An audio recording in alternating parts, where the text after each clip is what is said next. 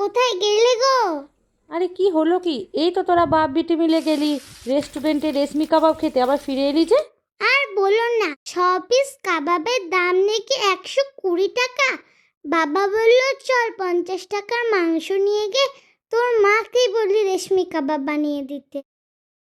তোদের বাপ বিটির জ্বালায় মনে হচ্ছে রেস্টুরেন্টগুলো বন্ধ হবার উপক্রম। দে তাড়াতাড়ি চিকেনটা পরিষ্কার করে নিয়ে লেবু রস আর আদা রসুনের পেস্ট দিয়ে মাখিয়ে ফার্স্ট ম্যারিনেশন করে রাখলাম। 2টো চিজের স্লাইস, 2 চামচ টক দই, 4 থেকে 5টা কাঁচা লঙ্কা, নুন, হাফ চামচ গরম মশলার গুঁড়ো আর সামান্য দিয়েছি ঘিয়ের পরিবর্তে আপনারা বাটার ব্যবহার করবেন। এবার ভালো করে মিক্সিতে বেটে নিয়ে সেই পেস্টটাও আমি এখানে দিয়ে দিলাম। এবার 2 ঘন্টার জন্য রেস্টে রেখে দেবো। আর এদিকে একটা কয়লাকে পুড়িয়ে নিয়ে সামান্য তেল দিয়ে একটা ঢাকা দিয়ে রেখে দেবো। এইদিকে খানিক ধনেপাতা, লঙ্কা আর 2টো আমন্ড বাদাম দিয়ে মিক্সিতে ঘুরিয়ে সামান্য নুনও দিয়েছি, একটা চাটনি রেডি করে নেবো। এবার ওই 2 ঘন্টা মতো ওয়েট করার পর চিকেনটাকে এরকমভাবে ব্যাম্বো স্টিকের মধ্যে গেঁথে নেবো। এখানে মোট আমার 4টে স্টিক হয়েছে।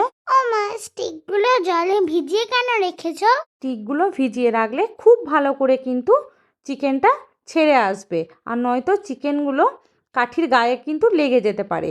একটা স্টিকে এখানে আমি 4টে চিকেন দিয়ে দিয়েছি, আর ওপর থেকে মশলাটা আরও একটু ভালো করে মাখিয়ে দিয়েছি। আমার সবগুলোই বানানো হয়ে গেছে।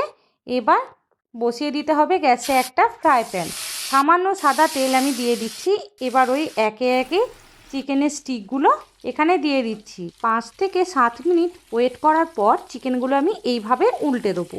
চিকেনটা যেহেতু আগে থেকেই ম্যারিনেশন করা আছে, এই টাইমের মধ্যে খুব ভালো করে কিন্তু কুক হয়ে যাবে।